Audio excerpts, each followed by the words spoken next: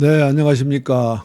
경영 포커스 시작하겠습니다. 오늘은 처음으로 우리가 녹화한 다음에 방영하는 그런 방식으로 진행하겠습니다. 오늘의 주제는 AI 시대의 인재라고 그렇게 잡았습니다만은 사실은 이제 주요국의 인재 정책이라 할까요? 이제 그런 주제가 될 것 같습니다. 오늘 모신 전문가분은 현재 스탠포드 대학교에서 교수로 봉직하고 계시는 신기욱 교수님입니다. 교수님 반갑습니다. 예, 반갑습니다. 네. 감사합니다.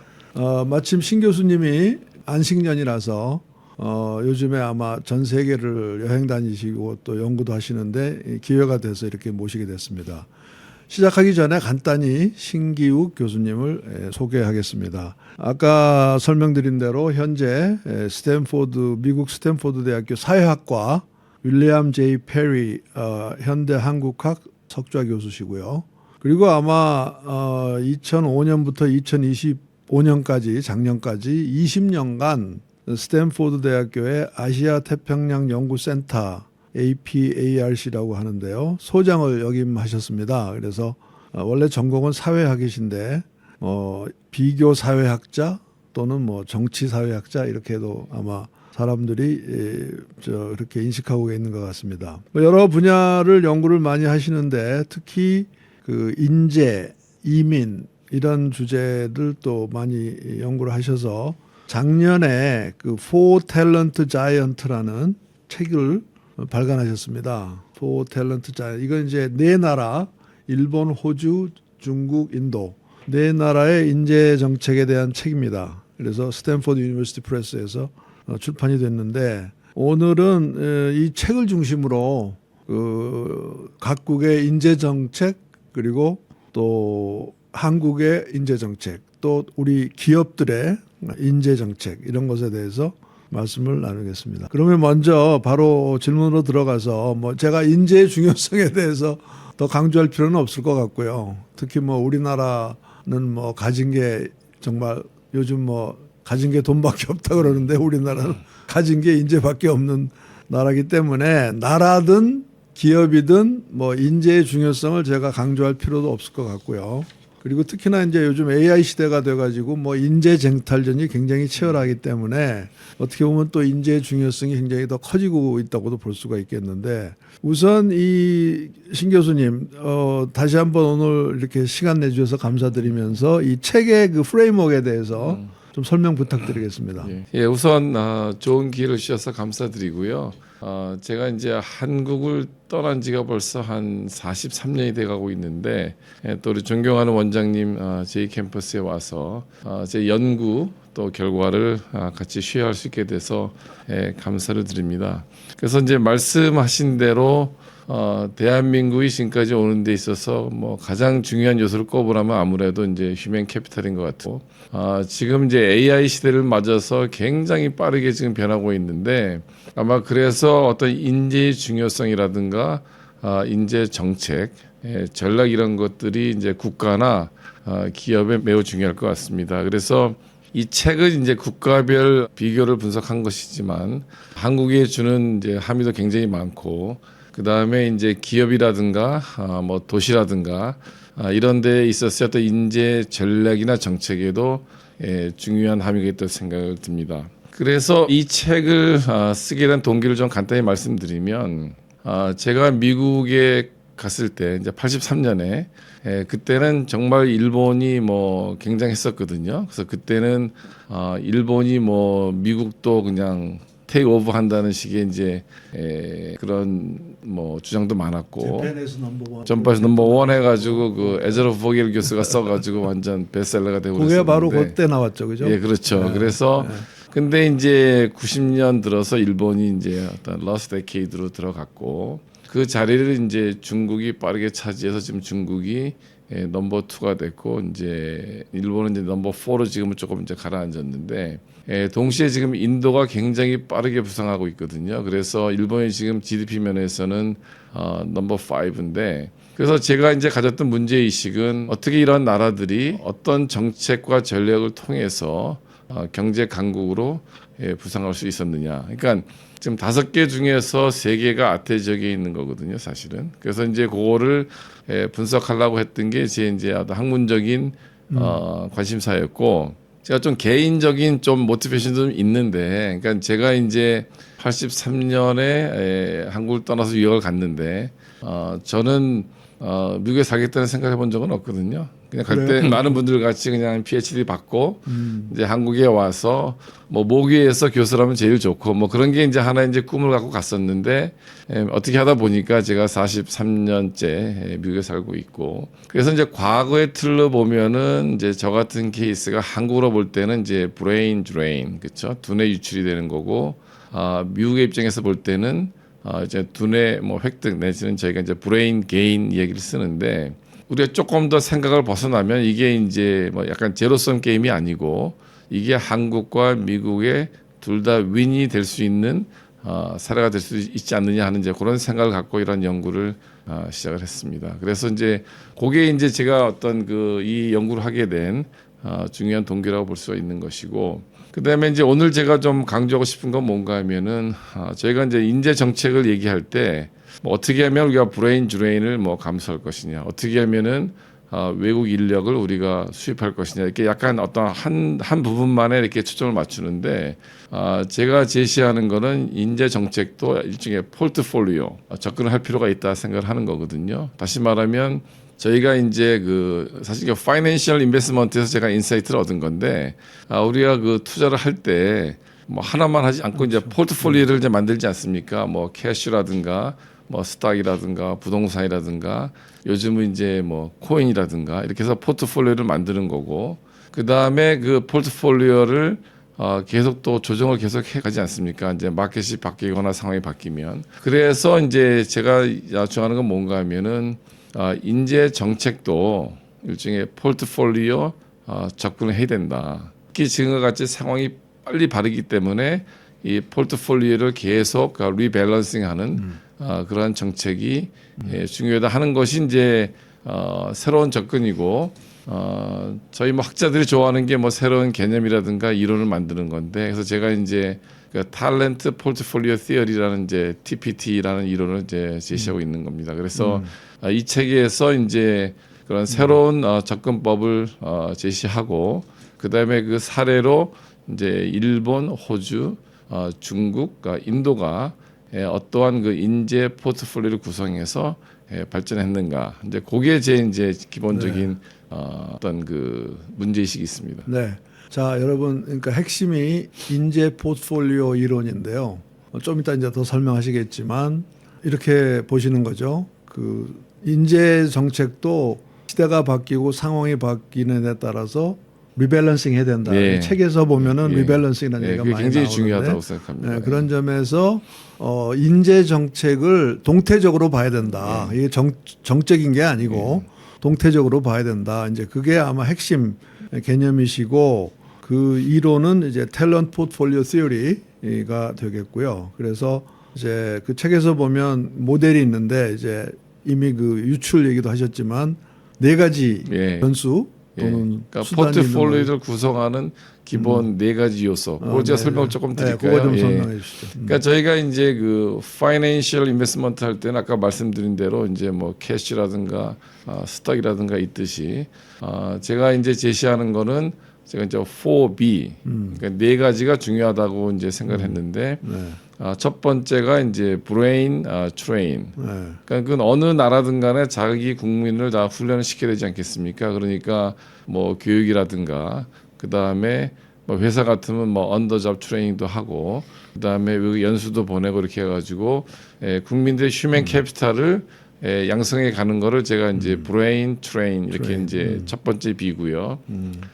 두 번째가 이제 브레인 게인인데 그 어느 나라든지 자국민만 갖고 다 하긴 좀 어렵거든요. 그러니까 어떤 특정 부분에서는 외국에 수입을 해야 되는 거고 특히 이제 뭐 미국이나 호주나 캐나다 같은 이민 국가는 브레인 게인이 굉장히 중요하고 나중에 말씀드리겠지만은 지금 일본이나 한국 같은 경우에도 지금 인구학적 위기가 있기 때문에 점점 중요해지고 있는데 어쨌든 브레인 게인이 이제 두 번째고 세 번째가 이제 제가 브레인 서큘레이션 이제 얘기를 하는데 그 얘기는 뭔가 하면은 많은 인재들을 이제 외국에 보내죠. 그러니까 교육을 시키고 경험을 한 다음에 다시 데리고 오는 거죠. 그게 이제 제가 이제 브레인 서큘레이션 얘기를 했는데 만약에 제가 이제 미국에 가서 박사를 받고 한국으로 돌아왔으면은 이제 이게 브레인 서큘레이션 케이스가 되는데 이제 저는 돌아오지 않았지만 이제 한국에 뭐 많은 분들이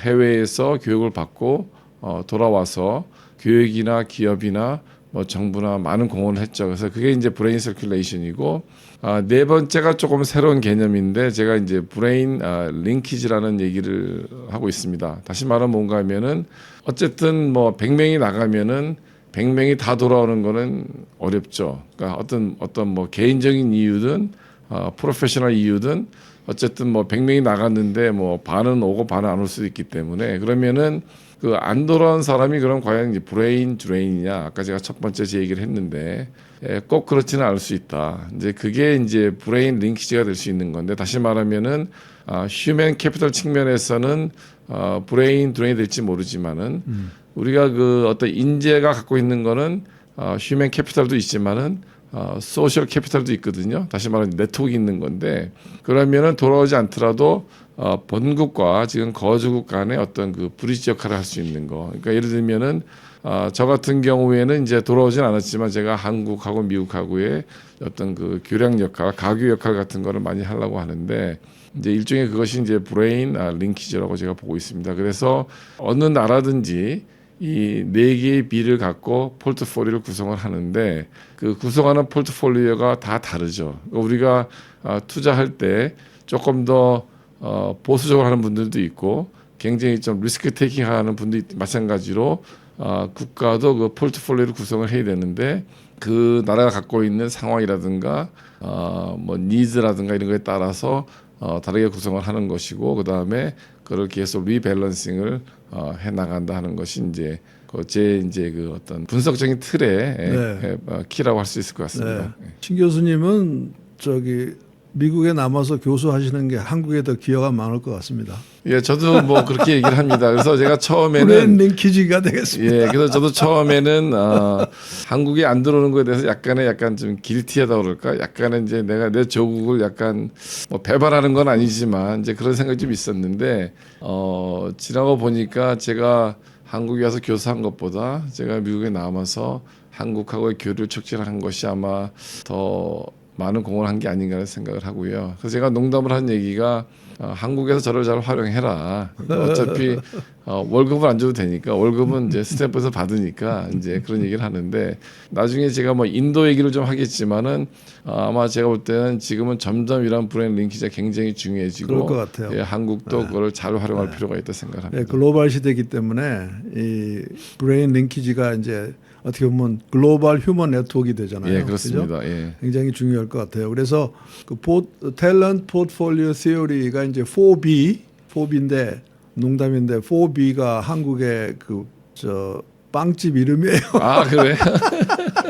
내가 좋아하는 베이글 사 먹는 집이 4B인데요. 어쨌든 간에 4B 이제 이론인데 그 네 나라하고 이렇게 그 4B 이론을 이렇게 엮어보면 예.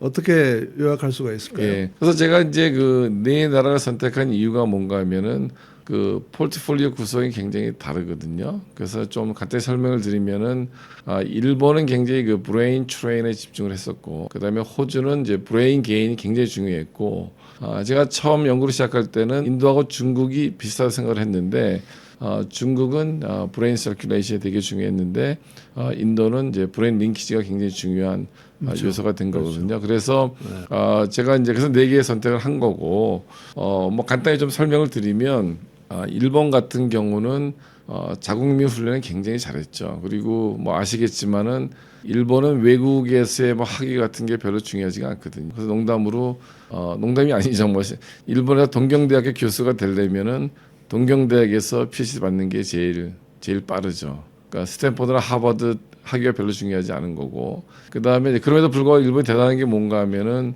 지금 21세기 들어서 자연과학에 노벨상을 받은 순위가 미국 다음에 일본이거든요. 그래요? 근데 그 중에 지금 작년에도 2명을 받았고 한 26명쯤 되는데 그 중에 한 7, 80%가 거의 다 그러니까 자국에서 훈련을 받은 사람들이에요. 국내 박사학위죠. 국내 박사. 이제 그러다 대단해요, 굉장히 대단해요. 우수한 인력을 했고 제가 볼 때 이제 그거를 기반으로 이제 일본이 굉장히 아까 말씀드린 대로 미국까지 따라잡았는데 일본이 이제 당면한 문제가 뭐였는가 하면은 이제 인구가 감소하잖아요.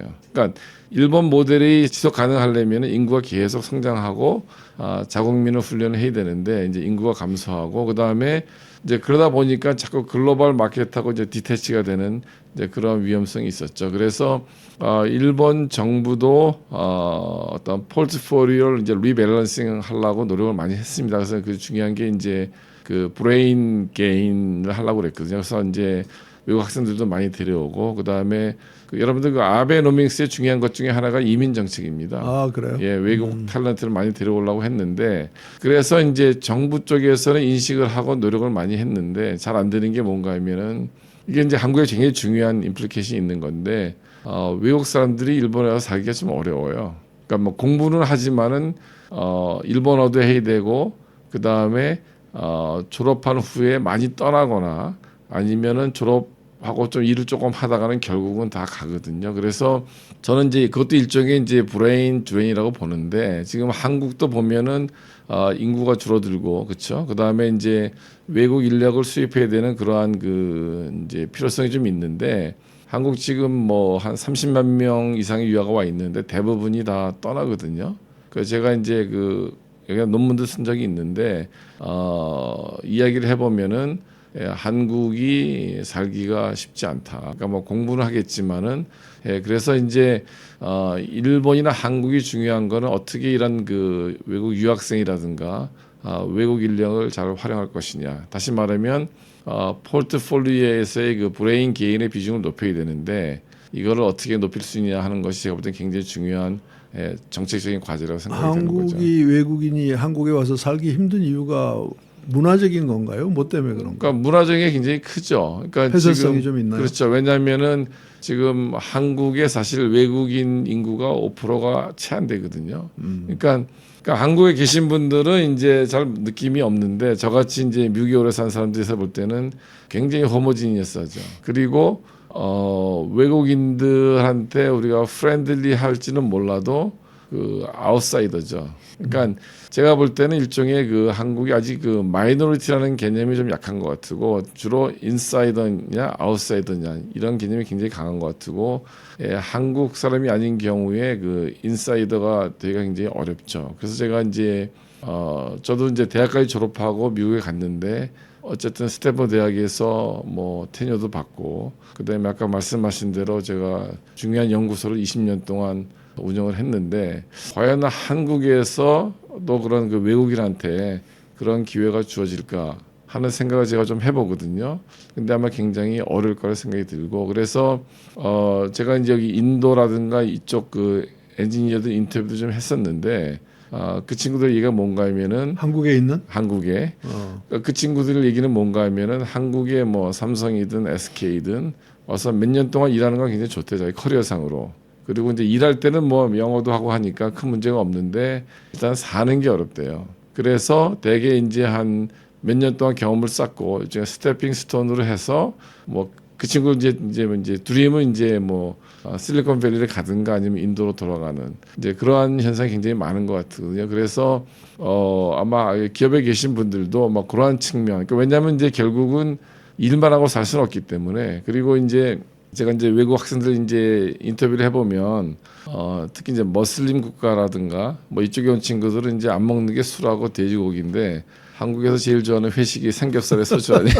그러니까 그러한 것들이 굉장히 그 심플해 보이지만 그런 어떤 그 문화적인 이해도가 약하고 뭐 일본은 좀 더 심하죠. 그래서 아마 제가 볼 때는 일본이 그 슬럼프로 간 이유 중에 하나가 이러한 그 탤런트 정책을 리밸런싱 하는 것이 굉장히 실패한 게 아니냐. 왜냐하면은 나가는 숫자가 적기 때문에 좀 점점 더 들나가니까 브레인 서큘레이션이나 링키지의 어떤 그 그 가능성도 줄어드는 거고 또 브레인 게인은 잘 안 되고 인구는 줄어들고 하다 보니까 이게 포트폴리오가 한 80년대까지는 굉장히 좋았는데 그거를 어떤 그 어쩌스 하는데 상당히 실패한 케이스가 아닌가 생각이 들고요. 요즘에 뭐 일본에서 미국 같은데 뭐 박사 받으러 온 사람이 굉장히 적습니다. 굉장히 적고 이제 그러다 보니까 브레인 서큘레이션이나 링키지 할 수 있는 그런 가능성이 이제 줄어드는 그런 상황인 것 같습니다. 일본은 뭐 청년들이 외국에 유학도 잘 안 가고 예, 굉장히 어떻게 보면 폐쇄적인 예. 그런 나라가 되는 것 같은데요. 그렇죠. 그래서 이제 정부에서 자꾸 이제 가라고 막 그러는데 그냥 뭐 스터디 투어를 많이 해요. 한 뭐 2, 3주 와가지고 그냥 한 바퀴 둘러보고 가는 거지. 와서 이렇게 뭐 학위 받고 뭐 그런 게 굉장히 약한. 그런 점에서 한국이 일본보다는 덜 폐쇄적이고 그렇죠. 더 개방적이죠. 예, 그러니까 제가 이제 뭐 동아시아 모델 얘기할 때 이제 우리가 이제 일본의 모델을 많이 따라한 것도 있긴 하지만은 적어도 인재 전략 측면에서는 일본하고 한국은 굉장히 다른 것 같고요. 그러니까 오히려 이제 한국 대만이 굉장히 비슷하고, 그러니까 대만도 많이 보냈다가 많이 돌아갔거든요. 그러니까 지금 제가 얼마 전에 이제 TSMC 그 좀 임원 중에 한 명하고 물어봤어요. 그 TSMC가 성공 비결이 뭐냐? 그러니까 첫 번째 꼽았던 게 우리가 인재를 많이 보냈다가 많이 데려와서 그게 굉장히 중요했던 얘기를 하는데, 그러니까 제가 볼 때 이제 한국, 대만 이제 브레인 서큘레이션 모델인데 이제 그거를 잘한 나라가 중국이죠. 여기 제 케이스에서는. 근데 그런 면에서 일본은 굉장히 다르고 그래서 아마 지금 점점 일본이 처지는 게 물론 일본이 이제 저력이 있기 때문에 갑자기 뭐 가라앉지는 않겠지만은 지금 지난 한 30년 동안 점점 가라앉는 이유가 아마 저는 그런 인재 정책을 조금 다이나믹하게 하지 못한 그런 데 있다고 저는 진단하고 있습니다. 중국은 2015년에 그때 그 총리가 중심이 돼서 네. 창업 빅뱅을 네. 할 때 미국에 있던 중국 유학생들이 대거 들어와서 상당히 큰 역할을 했다고 예. 하거든요. 예. 그래서 특히 이제 최근에는 그 미국에 자리 잡은 유소한 대학에 자리 잡은 유명한 학자 예. 뭐 과학자들이 대거 예. 중국으로 돌아가는 것 예. 같아요. 특히 이제 미중 관계가 굉장히 예. 긴장되니까. 예. 그런 점에서 이제 중국은 대표적으로 서큘레이션 모델인 예. 것 같은데요. 예. 인도는 진짜 재밌는 것 같아요. 예. 그래서 제가 이렇게 조사를 해보니까 지금 예를 들면 마이크로소프트 예. 그 사티아 나델리를 포함해서 구글의 순다르 피차이. 순다이 피차이 뭐 그 외에도 뭐 IBM 예. 회장도 인도계고 인도 사람들이 예. 미국의 주요 기업의 예. 그 펩시 회장 그렇죠. 많이 하는 거 있잖아요. 그게 굉장히 특이한 것 같은데요. 예. 예. 물론 이제 인도가 영어를 쓰는 나라긴 하지만 그거 어떻게 보세요? 바로 그 실리콘밸리에서 아주 인도계가 맹활약을 하시잖아요. 예.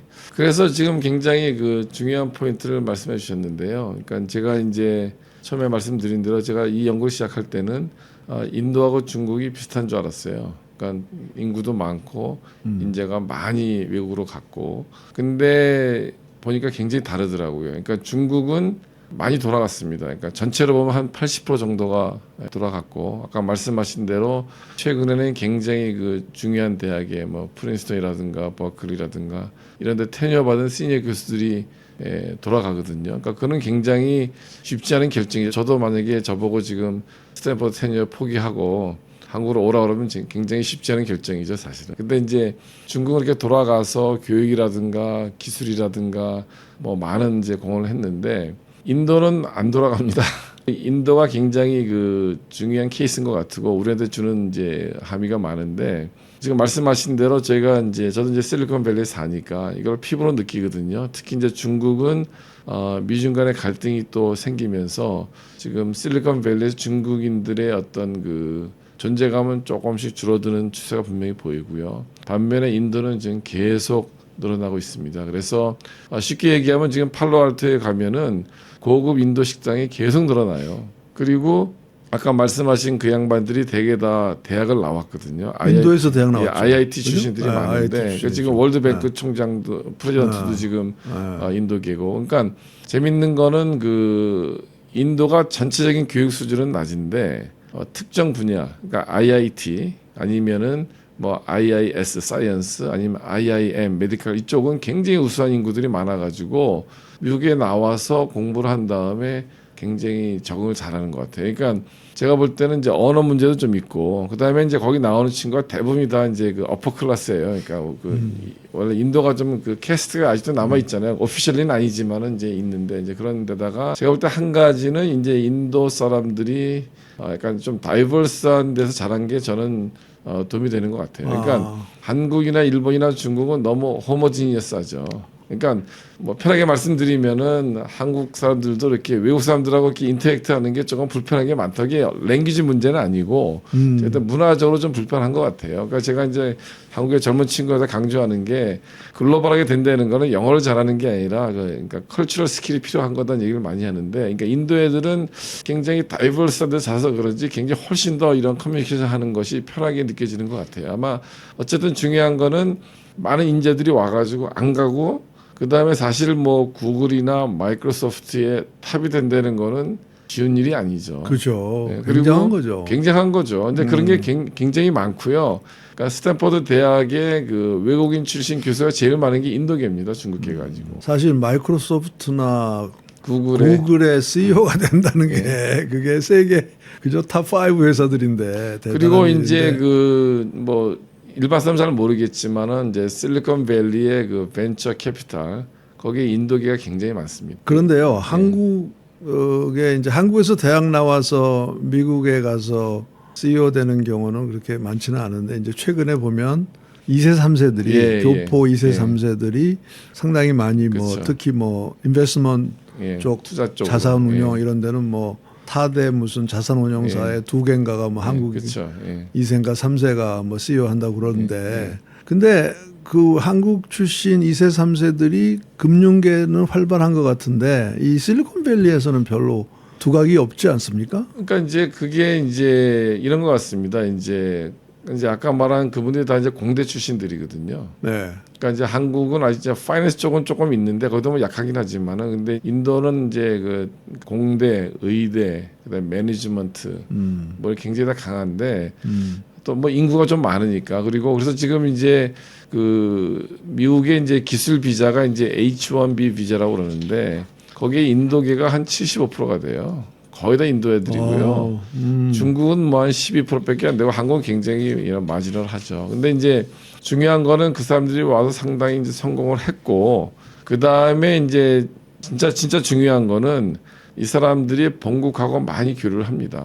특히 그 지금 그 이제 지금 벵갈루루라고 하는데 거기 가면 스타트업이 굉장히 많고 지금 인도가 전체 유니콘이 지금 넘버 3인데 지금 중국을 굉장히 쫓아가고 있는데 많은 경우에 이제 그 리드 인베스터가 그 실리콘밸리에 있는 벤처 캐피탈들이에요. 그러니까 그게 굉장히 저희는 이제 주의 깊게 봐야 되는 게 뭔가 하면은 인도는 또 의식이 제가 책을 썼는데 해외에 있는 사람들에 대한 어떤 그 존중이 굉장히 있습니다. 그러니까 그 사람은 뭐라고 하나 브레인 드레인이 아니고 이거는 이제 브레인 디파지트, 브레인 뱅크. 그 얘기는 뭔가 하면 이건 우리 거고 우리 필요한 갖다 쓴다는 그런 이제 인식이 있고 그래서 우리하고 좀 생각이 상당히 다른 것 같고 그래서 이 사람들이 미국에서 성공만 한 것이 아니라 본국과 굉장히 액티브하게 교류를 하고 있다는 사실. 그래서 이제 저 생각에 뭐 아까 제 사례도 얘기를 했지만은 저보다 훨씬 영향이 크고 숫자도 훨씬 많은 인도인들이 있기 때문에 이제 한국도 지금 보면은 뭐 실리콘밸리든 미국에서 성공한 1세, 2세들이 있거든요. 그리고 이제 이야기를 해보면 뭐 하여튼 뭐 프로페셔널한 이유든지 뭐 패밀리 이슈든지 한국에 돌아가진 않지만 한국이랑 같이 하고 싶은 사람이 굉장히 많습니다. 그래서 그거를 제가 볼 때는 정부나 기업 차원에서 적극적으로 활용할 필요가 있다는 생각이 들고요. 그래서 뭐 기업 같은 경우에도 한국에서 일은 안 하지만 그분들이 뭐 사회이사라 하든지 뭐 아니면 무슨 막 컨설턴트를 하든지 이런 식으로 하면서 계속 교류를 하는 거고 그 사람들이 갖고 있는 거는 아까 말씀드린 대로 휴먼 캐피탈도 중요하지만 그 네트워크를 활용하는 거거든요, 사실은. 그러니까 뭐 제가 한국에 도움이 되는 것도 뭐 제가 여기 와서 무슨 지식을 전달하는 게 아니라 어떤 네트워크를 연결하는 거니까 이제 그런 면에서 인도 모델이 제가 볼 때는 굉장히 앞으로 중요하고 그래서 한국에 주는 그 시사점이 많지 않는가. 왜냐하면 제가 아직도 한국에서는 이제 인도하면 약간 이미지가 이렇게 별로 파지티브하지는 않잖아요. 그리고 뭐 전체가 아직도 가난한 나라긴 하지만은 지금 전체 규모가 넘버 5인데 제가 볼 때는 아마 조만간 넘버 3까지는 갈 것 같아요. 뭐 중국을 따라잡는 건 쉽지 않겠지만 아마 일본을 넘어서는 건 시간 문제인 것 같고 특히 그 실리콘밸리 중심으로 한 미국에 있는 인도계 그 자산이 엄청나고 뭐 지금 학계에도 뭐 다 디인, 뭐 비즈니스 스쿨의 디인이라든가 중요한 네, 스쿨 많죠. 굉장히 많고요. 그래서 제가 볼 때는 아마 한국도 인도계를 좀 유심히 볼 필요가 있지 않는가. 그래서 거기랑 네트워크를 강화하는 것도 국가나 기업 차원에서 굉장히 중요하다는 게 제가 영국뿐이 아니라 제가 거기 살기 때문에 피부로 많이 느낍니다. 네. 이번 연구 대상은 아니지만 대만도 재밌는 케이스인데 특히 요즘에는 반도체 산업의 경우에 뭐 젠센 황이라든가 네. 리사 수라든가 네. 그 뭐 미국의 4대 반도체 회사의 CEO가 모두 뭐 대만계도 할 네, 정도고 맞습니다. 아까도 잠깐 네. 언급하셨지만 사실 TSMC가 성장하는 데는 실리콘밸리에 있는 그렇죠. 그 고객사들하고의 관계가 무지하게 중요하잖아요. 근데 대만은 정말 미국하고의 그 관계가 이 탤런트 면에서 훨씬 더 왕래가 많은 것 같아요. 예. 그렇죠? 그리고 이제 그 한국하고 대만을 비교해 보면은 대만이 훨씬 더 어떤 그 엔지니어링 공대에 대한 약간 그 존중 내지는 리스펙트가 더 큰 것 같아요. 이거는 제가 뭐 퀀티파이 할 수 있는 문제는 아닌데 이제 경험상으로 보면은 한국은 좀 많이 변하긴 했지만 과거에도 보면 이제 유학 갈 때 뭐 모르겠습니다. 이제 공대보다는 경제학 이런 데가 굉장히 중요했는데 네. 대만은 굉장히 그 공대 출신이 굉장히 많고요. 네. 아마 그런 것들이 지금의 그런 반도체 이런 데 기반이 되지 않았나 하는 생각이 좀 들고 그러니까 저도 이제 한 2년 전에 제가 대만 프로를 만들었는데 지금은 이제 대만에 대한 관심이 굉장히 크죠. 왜냐하면 TSMC하고 엔비디아도 젠슨 황도 지금 대만계고 그다음에 말씀하신 또 그게 사촌인가 막 그럴 거예요. 네, 리사수하고 둘이 리사수도 친척이래요. 그렇고 그다음에 저희 또 대만 프로그램을 도와주고 있는 친구가 이제 스티브 첸이라고 그 친구 대만계인데 거기는 이제 유튜브 코 파운더고 그래서 이것도 굉장히 중요한 과제 중에 하나가 왜 그러면 대만계가 그렇게 성공을 굉장히 크게 한 거잖아요. 그래서 엔비디아는 뭐 그렇죠. 뭐 지금 세계 1등이니까요. 그러니까. 시가총액에서. 그래서 이제 한국 뭐 일본은 더하지만 한국도 지금 말씀하신 대로 이제 이렇게 좀 좋아지고는 있는데 주로 이제 투자 쪽은 좀 있는데 아직까지 그렇게 뭐 새로운 스타트업이라든가 기업에 아주 막 이렇게 눈에 띄는 건 잘 안 보이는데 이제 왜 그런지 하는 거는 굉장히 중요한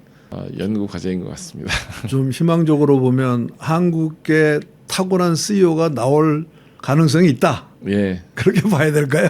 뭐 그러려면 저희들이 인재를 이제 계속 키워야 되고 뭐 지금 이제 한국도 지금 뭐 의대 뭐 집중 현상 이런 것들이 있는데 결국은 이제 그 어떤 공대가 굉장히 중요하지 않을까 하는 생각이 드는데 그러니까 사실 한국을 돌이켜 보면은 제가 70년대에 이제 중고등학교를 다녔는데 한국에서 그때 그 박정희 정부 시절에 사실 그때 공고 상고 우대 정책이 있었거든요. 그러니까 그 당시 산업화 한국 수준에서는 그게 굉장히 잘한 정책이죠. 그렇게 해가지고 그 인재들이 어떤 한국 산업화의 중요한 기반이 됐는데 지금 이제 AI 시대를 맞아서 경쟁할 수 있는 인재를 키우는 것이 굉장히 중요하고 그러니까 이제 포트폴리오 접근하는 이유가 뭔가 하면은 그 상황이 바뀌는 게 따라서 맞는 인재를 우리가 키워내지 못하면은 결국 경쟁이 어렵겠죠. 왜냐하면 이제는 뭐 인재 경쟁이라는 것이 이제 글로벌하게 되지 않았습니까? 그러니까 국내만 경쟁하는 것이 아니기 때문에 결국 이제 그런 인재를 키워서 우리도 정말 뭐 엔비디아라든가 뭐 유튜브라든가 이런 거를 창업할 수 있는 그런 인재가 나와야 될 때가 되지 않았는가 하는 이제 기대를 봅니다. 그래서 그 신 교수님 모델 그 4B 모델을 이제 네 나라에 적용하면서 아까 이제 한국 회사에 또 한국에 대한 시사점을 얘기를 하셨긴 했는데 두 가지 특히 강조하셨어요. 하나는 소위 그 개인 쪽에서 그러니까 외국인 유학생이 지금 한국에 한 30만 명 정도 들어와 있는데 이 지금 탤런트들을 조금 더 남아 있게 여기서 계속 활용할 수 있게 하는 게 하나고 두 번째는 이제 링키지하게 관련해 가지고 한국의 재외 동포라고 우리가 보통 하는 거를 보통 뭐 700만 명이라고 이제 합니다만은 그 중에서도 특히 미국에 있는 뭐 한 200만 명 정도의 우리 이제 재미교포죠. 재미교포들이 사회적인 그 위치가 높아지기 때문에 이제 그 인력과의 그 네트워킹 앞으로 그게 굉장히 중요할 것 같은데 이제 여기서 혹시 그 한국의 위상이 많이 요새 올라갔지 않습니까? 예를 들면 아마 신 교수님이 처음 유학 가셨을 때에 비한다면은 그때는 뭐 무슨 뭐 메시였나 뭐였나 그렇죠. 하여튼 6.25 전쟁 때 아주 형편없는 예. 나라로만 나오다가 그렇죠. 아니면 뭐 데모하는 나라 뭐 북한의 위협 그렇죠. 진짜 예. 한국의 이미지가 나빴거든요. 그렇죠. 근데 지금은 뭐 진짜 대단하잖아요. 대단하죠. 예. 그렇게 볼 때 현재 한류 의 영향이 우리 그 인재 정책에는 어떤 영향을 준다고 보세요? 그러니까 일단은 이제 그 한류 같은 것들이 이제 이미지라든가 또 한국에 대한 관심을 끄는데 분명히 큰 효과가 있다고 생각을 합니다. 그래서 이제 한국에 유학 오는 경우에 이제 그래서 오는 친구들도 있고, 근데 이제 한국은 아직까지도 외국 유학생을 이제 휴먼 캐피탈보다는 이제 지금 이제 대학 정원이 줄어드니까 이제 캐시카우 생각을 이제 많이 하는 것 같은데 이제 그걸 좀 벗어날 필요가 있고, 근데 이제 지금 한 가지 제가 좀 조심스럽지만은 이제 언급하고 싶은 게 뭔가 하면은 제가 이제 K-팝이라든가 거기에 파생되는 뭐 화장품이라든가 지금 굉장히 기분이 좋거든요. 근데 우리가 주의할 거는 뭔가 하면은 그럼에도 불구하고 저희가 지금 뭐 삼성이라든가 하이닉스라든가 현대차라든가 이러한 그 글로벌 기업들이 지금 버티기 때문에 저는 한국이 버틴다고 보거든요. 그러니까 왜냐하면 제가 이제 지난 가을에 한 유럽에 한 2달 있었는데 유럽이 지금 거의 다 큰 산업이 다 무너진 것 같아요. 그러니까 미국은 뭐 트럼프가 저렇게 난리를 쳐도 지금 계속 그 아주 글로벌 플랫폼 기업들이 나오고 있지 않습니까? 최근에 뭐 엔비디아지만 그 전에 구글, 뭐 메타 뭐 잡고 있죠, 뭐 세계를. 근데 유럽은 이제 그런 게 다 없어진 것 같아요. 그리고 결국은 이제 조상덕이 먹고 산다고 주로 소비, 관광 이걸로 이제 먹고 사는데, 그래서 유럽인들조차도 자기들의 미래에 대해서는 굉장히 이렇게 낙관적인 것 같지는 않습니다. 그래서 제가 런던에 있을 때 그때 소위 이제 여기 뭐 깐부 회동 해가지고 젠스 왕하고 이재용 회장 그다음에 정의선 회장이 하는 게 굉장히 인상적이기 때문에 뭔가 하면은 야 이게 첨단 얘기를 하는데 이게 아시안들이잖아요 사실은. 한 명은 미국계이긴 하지만 어쨌든 이제 그거는 뭔가 하면은 이제 굉장히 아직도 한국이 그래도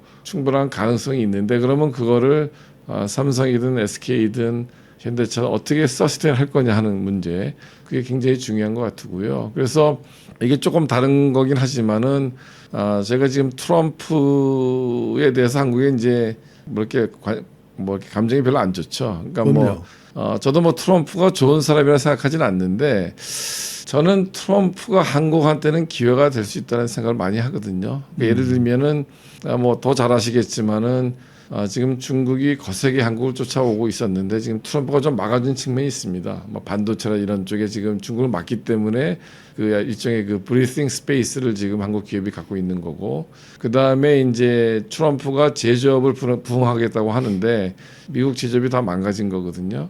그러니까 거기에 파트너가 누구냐 할 때 제가 볼 때 가장 중요한 게 한국인 것 같아요. 그러니까 한국, 대만, 일본이고 유럽은 이제 좀 어렵고, 그래서 어떻게 보면은 지금 한국이 이거를 잘하면 미국하고 협조를 해서 굉장히 그 다음 단계로 갈 수 있는 기회가 될 수 있지 않을까. 그러니까 지금 뭐 하이닉스라든가 삼성전자라든가 주식이 엄청 올랐는데 뭐 냉정히 따지면 뭐 미국 덕을 많이 본 거 아니겠습니까? 지금 데이터 센터 만든다고 메모리가 뭐 필요하니까 지금 다 그것 때문에 지금 엄청나게 오른 건데, 그래서 어쨌든 이러한 기회를 잘 살리는 데 있어서 결국 중요한 거는 이제 인재 얘기를 하는 것이 저희가 이제 뭐 한국의 인구는 감소하지만 글로벌 인구는 계속 성장하고 있거든요. 그래서 저희가 한국에 있는 외국인이든 외국에 있는 한국인이든 저 인재 풀을 좀 글로벌하게 좀 활용할 수 있지 않을까. 그래서 그렇게 하면서 포트폴리오를 계속 조정해 나가는 것이 중요하지 않을까. 결국 그것이 한국이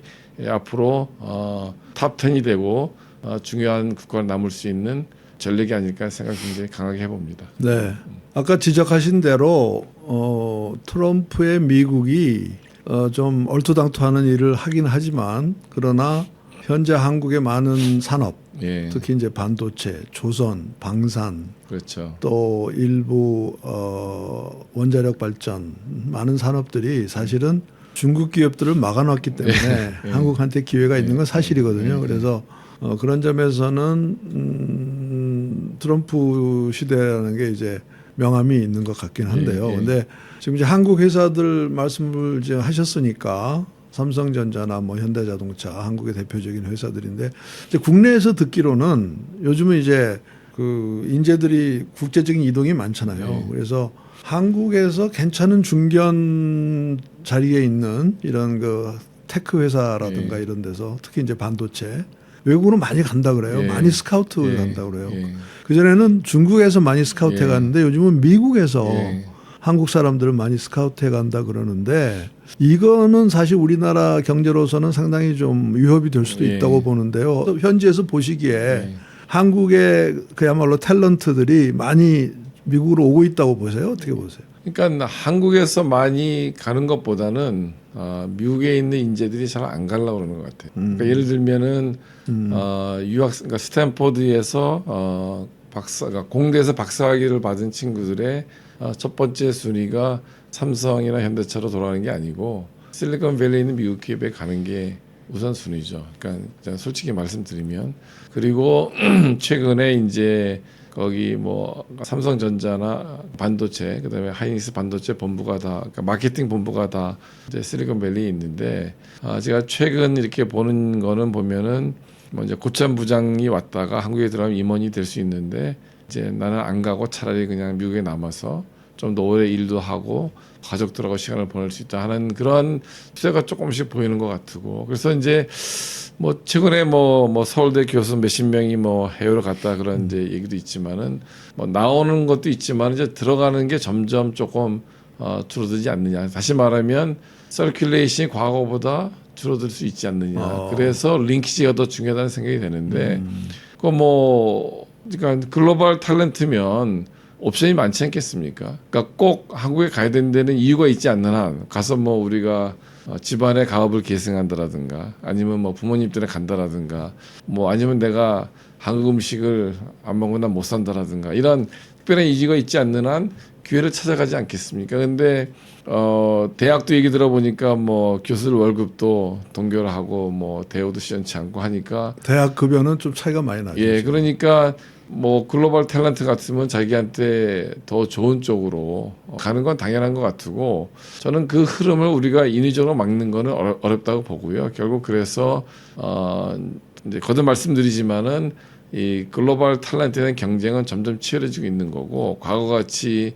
뭐 내가 한국 사람이니까 내가 한국 가겠다 이런 거는 이제 거의 많이 시작이 됐기 때문에 우리도 거기에 맞는 전략, 뭐 인센티브 이런 것들을 해야 된다. 결국 한국 기업들도 그런 인재를 유치하지 않으면은 뭐 어렵지 않겠습니까? 지금 그래도 우리가 잘하고 있는 게 과거의 인재들을 많이 육성하고 유치한 건데 그래서 그런 것이 굉장히 중요한 거라 생각이 듭니다. 근데 지금 이 신 교수님 모델에서 탤런트라는 것에 네. 진작 얘기했어야 되는데 그 정의가 네. 반드시 그 고학력만이 아니고 어떻게 지금 정의하시는 그러니까 저는 이제 뭐 개념적으로는 최소한 대학 교육을 이상을 받은 거를 보고 그러니까 이제 물론 한국에 이제 뭐 그전부터 뭐 3D 업종에 이제 뭐 비숙련 노동자도 오고 그러는데 저는 이제 그것보다는 약간 좀 고급 인력을 이제 보고 있는 거고요. 왜냐하면 이제 그 고급 인력이라는 게 이제 그러니까 제가 이제 이런 얘기하면 어떤 일본에 저보고 약간 좀 뭐 엘리트주의자 아니냐 뭐 이런 얘기를 하는데 뭐 그럴 수도 있는데 어쨌든 지금 뭐 특히 AI 시대에 보면은 미국의 빅텍들은 좋은 인재 있으면 뭐 엄청난 돈을 데려가잖아요. 그 얘기는 뭔가 하면 몇 명의 인재가 굉장히 그 어떤 게임 체인저가 될 수 있는 거거든요. 그러니까 저희가 물론 뭐 우리 비숙련 노동도 필요하고 뭐 다 필요하지만 제가 초점을 두고 있는 거는 좀 이렇게 좀 글로벌 레벨에 경쟁할 수 있는 탤런트 그 사람들이 결국은 미래를 선도할 수 있기 때문에 이제 한국도 이제는 많이 발전했기 때문에 말씀하신 대로 이제 그러한 글로벌 탤런트 마켓에서 경쟁할 때가 됐다고 저는 보기 때문에 이제 좀 더 강조를 하고 있습니다. 네. 이건희 회장이 그 90년대 경영하실 때 월급은 얼마든지 줘도 되니까 사장들한테 네. 당신들보다 몇 배 더 줘도 되니까 제발 좀 인재 좀 데려와라 이렇게 이제 계속 푸시하셨거든요. 그러면서 많은 분들이 왔죠 사실은. 네. 요즘에 그런 건 좀 없어진 것 같아요. 그래요? 오히려 이제 현대차 같은 경우는 외국인들 바로 채용하는 그렇죠. 탑 지금 이제 현대자동차 CEO도 외국인이잖아요. 예. 이태리계인가 하여튼 그렇게 되는데 근데 그러니까 지금 포인트가 미국에 있는 그러니까 지금 탤런트라는 것은 물론 대학을 졸업하고 경영이나 연구개발 쪽에서 굉장히 능력을 가지고 있는 사람들 이렇게 이제 디파인을 한다면은 그런 한국계 탤런트들이 미국에서 한국에 옛날보다 덜 돌아오는다고 하셨는데 이제 그 사람들이 그 커리어를 선택할 때 또는 어디서 일할까를 선택할 때 이제 세 가지를 고려할 거 아니겠습니까? 첫째는 페이고, 그렇죠. 그죠? 둘째는 내가 어디서 일하는 게 내 커리어에 도움이 되느냐고. 세 번째는 이제 생활을 어디서 하는 게 더 매력적이냐. 이렇게 볼 때 세 가지 다가 차이가 있는 건가요? 아니면 지금은 페이도 상당한 차이가 있는 것 같아요. 한국의 급여 수준과 그 미국이나 외국계 회사들의 급여 수준 차이가 많죠. 그렇죠. 차이가 많죠. 그것이 제일 중요한 원인일까요? 페이가? 뭐 그런 것도 있고 제가 볼 때는 이제 이거는 뭐 제가 좀 조심스럽긴 한데 제가 연구한 건 아니고 그냥 이렇게 대화 통해서 한 거는 이제 기업 문화도 좀 중요한 것 같고요. 기업 같으면 또 대학도 마찬가지고 그러니까 다시 말하면은 아직도 한국이 많이 오픈은 됐지만 아직도 좀 위기 질서 같은 게 좀 있고 그 다음에 젊은 인재들이 와가지고 자기들께 어떤 뭔가 자기 역량을 발휘할 수 있는 그런 그 사회 문화 이런 환경 이런 게 조금 부족한 측면이 있는 것 같아요. 그러니까 제가 40대 중반에 이제 연구소장을 했는데 한국 같으면 40대 중반에 그런 직책을 줄까 하는 생각을 제가 해봤거든요. 아마 한 50대 후반쯤 되면 그냥 그렇죠. 한 몇 년 이렇게 그냥 이 정도는 모르지만, 그러니까 미국에서는 나이와 상관없이 일할 수 있는 사람의 기회를 주는데 이제 한국은 아직도 좀 그런 부분을 좀 이제 그래서 저는 볼 때는 페이도 페이지만은 그런 그 젊은 인재들이 자기들은 이제 돈은 지금 당장 안 벌어도 뭔가 자기가 하고 싶은 게 있을 거 아니에요, 뭔가. 근데 그런 기회가 주어지는 게 좀 약한 측면이 있지 않나 생각이 많이 들어요. 네. 한국의 기업의 그 분위기가 아직도 위계가 강하고 또 이 시니어리티가 굉장히 중요하기 때문에 아마 청년들이 그 뛰어난 능력을 가진 20대 30대 청년들이 상당히 답답하긴 할 것 같아요. 그게 저는 아마 그게 상당히 큰 것 같습니다. 쉽지 않은 쉽지 않은 일인데. 네.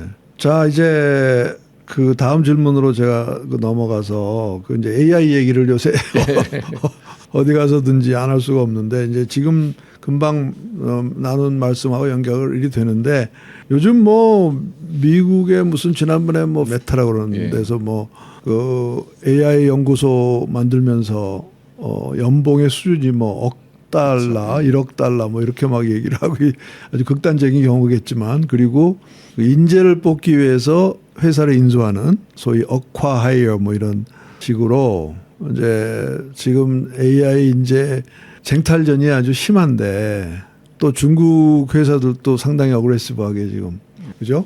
어떻게 보세요? 지금 AI 인재 확보에서 우리가 중간은 가고 있을까요? 한국 회사들이? 이제 결국은 제가 이제 유럽에서 이런 비슷한 질문을 받았는데 결국은 지금 이제 미국하고 중국의 경쟁인 것 같아요, 일반적으로. 지금 유럽도 거기 경쟁에서 지금 처진 것 같아요. 그럼 일본도 마찬가지고. 그 다음에 이제 인도는 이제 아까 말씀드린 대로 우선 제가 말하는 대로 이제 미국에 남아 있는 케이스고 이런 상황인데 아까 이제 기업 문화 말씀을 드렸는데 만약에 아까 뭐 메타에서 뭐 1,000억을 주고 한 명 데려간다. 이게 한국 기업에서 가능할까? 그러니까 그게 그러니까 돈 문제가 아니라 1,000억이 있어도 아마 한국에서는 아마 이 뭐 위화감 조성이라든가 뭐 이런 팀워크 이런 것 때문에 아마 안 될 거예요. 그러니까 아마 100억도 가능한지 모르겠는데, 그러니까 이게 어떻게 보면 이게 단순한 돈 문제는 아니고, 왜냐면 지금 뭐 삼성전자가 올해 뭐 몇백 조를 번다니까. 근데 이제 그런 결국 이제 기업 문화랑 이제 관계가 되는 건데, 그래서 이제 뭐 연관시켜서 그러면 앞으로 한국이 AI 시대에 어떤 전략을 피는 게 맞느냐. 이제 지금 사실 너무나 빨리 변하고 있고, 정말 nobody knows죠, 어떻게 될지는. 네. 그다음에 제가 이제 특히 이제 국내에서 뭐 솔버린 AI 얘기도 하고 그러는데 제가 볼 때 우리가 뭐 우리만의 뭐 AI 뭐 시스템을 구축하는 게 이제 기분은 좋지만은 어떻게 보면은 현실적으로 저희가 뭐 중국이나 미국하고 뭐 디렉트리 경쟁하기는 어렵겠죠. 그러니까 그래서 결국은 이제 우리가 갖고 있는 장점을 살리는 식으로 가는 게 맞는데 제가 볼 때 예를 들면은 이제 AI가 갖고 여러 가지 파생 상품이 있지 않겠습니까? 이제 한국이 이제 그런 분야를 잘 니치 마켓을 찾아가는 게 중요할 것 같고 그 다음에 이제 뭐 피지컬 AI 얘기도 많이 하는데 한국이 지금 제조업이 강하고 미국은 굉장히 약하니까 그러니까 원천 기술이라든가 소프트웨어는 미국의 강점이 있지만 우리가 그런 그 매니팩처링 쪽으로 해서 뭐 피지컬 AI 쪽에 협력을 한다라든가 그래서 아마 제가 볼 때는 뭐 미국하고 중국하고 직접 경쟁하는 건 어려우니까 그런 니치 마켓에서 잘 타겟팅해서 가면은 상당히 그쪽에서 아주 우수한 위치를 점할 수 있다는 생각이 들고요. 그래서 뭐 그렇게 좀 제가 전략을 잘 맞추고 거기에 맞는 인재를 우리가 채용을 하고 활용하는 것이 현실적이지 않겠는가 하는 생각을 합니다. 네. 뭐 미국이나 중국하고 저기 자원이나 돈이나 인재나 시장 규모 가지고는 경쟁이 안 되니까 결국 이제 세계 3등 하겠다는 게 거기서 나오는 건데. 그렇죠. 예. 뭐 탑 5만 들어도 괜찮은 거죠, 사실. 지금 세계 3등 하겠다는 나라가 많거든요. 인도도 3등 하겠다 그렇죠. 그러고 영국도 3등 하겠다 그러고 캐나다도 AI가 상당히 세잖아요. 그래서 한국이 여기야말로 정말 전략적으로 잘해야 될 것 같습니다. 특히 이제 아직까지는 우리가 제조업이 강하기 때문에 사실 뭐 잘 아시지만 삼성전자나 하이닉스 기본적으로 제조업체잖아요, 사실은. 그러니까 원천 기술이나 뭐 소프트웨어는 미국이 좀 강하더라도 우리가 잘 협력을 하면은 충분히 저는 가능성이 있다고 보거든요. 그래서 이러한 그 방향이나 전략을 잘 설정하는 것이 굉장히 중요하지 않을까. 근데 지금 뭐 너무 빨리 변해서 저희도 지금 정신이 없습니다. 뭐 작년에도 하이닉스하고 삼성전자가 많이 벌었지만 지금 금년에 영업이익이 두 회사가 합쳐서 뭐 300조가 넘고 뭐 400조 된다는데요. 이런 식으로 한 2, 3년만 가면은 한 1000조 되지 않습니까? 그렇죠. 그러면 그 돈이면 상당히 밑돈이 될 것 같아요. 이 윈드폴 프로핏이. 그렇죠. 그래서 뭐 희망이 좀 있긴 있는 것 같습니다. 자, 시간이 많이 지나서 이제 마지막 질문을 드리고 마무리를 하려야 되겠는데 마지막 질문은 지금까지의 우리의 얘기하고 정반대되는 얘기인데 그게 뭐냐면 이제 AI가 사람을 대체할 것이다 앞으로 소위 노동 종말의 시대가 온다는 얘기를 하는데 이제 그것도 사실은 이제 어떻게 될지 모르지만 만약에 정말 노동 종말의 시대가 온다면 지금 신 교수님의 이 인재 포트폴리오 이론을 포함해서 인재라는 개념을 완전히 생각을 바꿔야 되나요? 어떻게 우리가 접근해야 될까요? 그렇죠. 그러니까는 지금 이제 저도 이제 그쪽에 있는 AI 전문가들 얘기를 해보면 이제 여러 가지 그 불확실성이 많은데 비교적 클리어한 거는 그 레이버 마켓에 대한 임팩트는 분명히 있을 거라는 얘기는 되게 동의를 하거든요. 그러면은 이제 두 가지인데 그럼 앞으로 저한테 많은 질문을 받는 게 그러면 뭐를 하면 앞으로 좋겠냐고 그러는데 뭐 모르죠 사실은. 근데 이제 제가 볼 때는 이제 그 휴먼 캐피탈의 정의라든가 또 대학의 기능도 저는 바뀔 거라고 생각하는 게 제가 2년 전까지만 해도 제가 이제 주로 페이퍼 쓸 때 챗GPT 쓰지 말라고 그랬거든요. 근데 이제는 그거는 이제 할 수가 없는 거고 어떻게 보면 이제 대학도 지식 전달보다는 여러분들이 이제 챗GPT나 뭐 제미니 써보시면 알지만 어떤 질문을 하냐에 따라 답이 다르게 나오기 때문에 결국 어떻게 보면 질문하는 법을 가르쳐야 되는데 그러려면 이제 어떤 비판적인 사고라든가 그러니까 지식 전달보다는 이제 그런 데 초점을 맞추는 것이 아마 중요하니까 아마 그런 측면에서 대학의 기능이라든가 그 탤런트의 어떤 그 퀄리티가 분명히 바뀔 가능성이 있고 그 다음에 지금 많은 직종이 없어진다고 걱정만 하는데 동시에 제가 볼 때는 AI로 인한 여러 가지 파생 상품이 많을 것 같아요. 아까 말씀드린 대로 우리가 AI 개발을 못해도 거기 파생 상품이 많으면 거기에 필요한 인재들이 또 있을 거거든요. 그래서 저는 우리가 조금 고민을 잘 하면 분명히 그걸 이렇게 잘 내비게이트 할 수 있는 게 있다. 물론 여러 가지 이제 언설턴티가 있는 건 사실이지만 우리가 너무 이렇게 패시미스틱할 할 필요는 없을 것 같고요. 그래서 중요한 거는 이제 제가 그래서 이제 한국도 인적 자원부를 만들어야 된다는 얘기를 하는 것이 조금 이제 이 중에 컨트롤 타워가 있어서 미래 예측도 좀 하고 뭐 이러한 거를 좀 잘 정립해 나가는 것이 왜냐하면은 그래서 이제 포트폴리오 중요한 게 뭔가 하면은 그러니까 투자도 한때는 부동산이 좋았는데 뭐 그러면 계속 뭐 평생 가지고 있을 건 아닐 수 있기 때문에 저희가 계속 조정해 나가면서 시대에 맞는 어떤 그 인재 풀을 가동하고 유치하고 활용하는 것이 중요하다 생각이 들어서요. 분명히 탤런트의 정의라든가 레이버 마켓 수요는 분명히 바뀔 건데 거기에 맞춰서 저희가 빨리빨리 조정해 나가는 것이 중요할 것 같습니다. 우리가 2주 전에 그 미래 노동시장에 대해서 얘기 좀 세미나를 했었는데 그때 그 발제자 한 분이 앞으로는 이제 노동 자본 뭐 자본과 노동자 이런 개념이 없어지고 창업가와 기타 두 가지만 남을 거다. 이제 그런 얘기를 누구 하던데, 그러니까 이제 전체 근로자의 한 5%, 10%만 일을 하고 이제 그 사람들은 굉장히 창의적이고 도전적인 사람들이고 나머지 사람들은 일 안 하고 그냥 저 세금 정부 보조금 받아서 먹고 산다, 뭐 기본소득 받아서 먹고 산다, 이제 이런 얘기를 하는데 만약에 AI가 아주 극소수의 탤런트와 나머지 간의 그 간격을 더 벌린다면은 미국은 그런 컬처잖아요, 사실. 예, 그렇죠. 그죠? 근데 한국은 그런 컬처가 그렇죠. 아니거든요. 그런 점에서 한국은 그런데 적응을 할 수 있을지 잘 모르겠어요. 그런 그 새로운 노동시장에. 예, 근데 이제 이 두 가지인데 이제 뭐 20%만 일하고 80%는 그냥 뭐 놀고 먹고 살아야 되는지 아닌지 잘 모르겠고요. 그러니까 예를 들면은 만약에 이제 뭐 피지컬 AI 같은 거 아니면 다른 주로 파생 상품이 이제 창출이 되면 또 거기에 필요한 인력이 있겠죠. 인력이 있을 거고 그 다음에 두 번째는 저도 이제 과거에는 뭐 그런 생각 안 했는데 결국 이제 기본소득 이런 것들이 이제 필요할 때가 될 수 있지 않을까. 왜냐하면 이제 엄청난 부를 창출을 하지만은 많은 사람들이 이제 소외될 수 있기 때문에 이제 안 그러면 사회가 불안해지고 정치가 불안해지면 결국은 경제도 안정적으로 가기 어렵기 때문에 아마 그런 것도 이제는 고민할 시점은 됐다고 보고요. 그래서 어쨌든 중요한 거는 저는 무조건 다 잡을 없앨 것 같잖아요. 지금 당장은 이제 뭐 많이 없어지는 것 같은데 또 그러면서 또 분명히 파생 산업이나 상품이 나오기 때문에 거기에 맞는 또 인력이 필요하지 않을까 하는 생각이 들고 그래서 물론 제가 젊은 사람들 보면은 이제 걱정을 하긴 하는데 생각해보면 저희 부모님도 저희 보고 걱정을 많이 했거든요. 쟤들 저래 가지고 밥이나 먹고 살까 했는데 뭐 훨씬 저희 세대가 잘 사는 거고 그래서 저도 뭐 막연하긴 하지만 우리 다음 세대가 우리보다 더 똑똑하고 현명하니까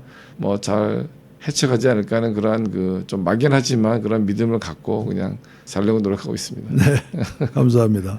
네, 여러분 오늘 그 신기욱 교수님 스탠포드 대학교 모시고 인재에 대해서 대담을 나눠봤는데요. 신 교수님 감사합니다. 이제 한국 같으면 이제 머지않아 은퇴하실 연세지만 미국에는 정년퇴직이 없으니까 감사하게 생각하고 있습니다. 앞으로도 계속해서 좀 좋은 연구 많이 하셔서 뭐 우리나라에도 필요한 여러 가지 시사점을 많이 제시하시기를 바랍니다. 고맙습니다. 감사합니다. 감사합니다. 마치겠습니다. 감사합니다.